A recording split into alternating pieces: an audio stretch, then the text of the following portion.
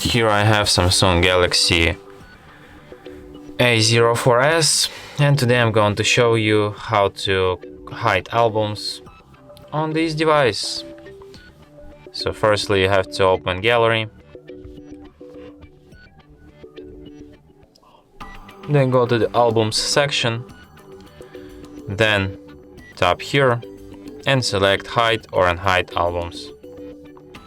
So let's create an album which we can hide.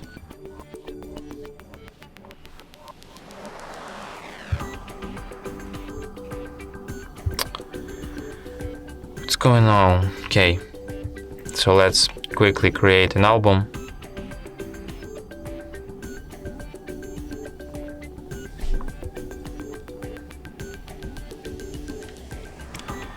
And now, as you can see, by going to the hide or unhide, we can hide this album, and as you can see, it disappeared from our album list. So if you want to unhide it, just go to the same section and unhide it so easily.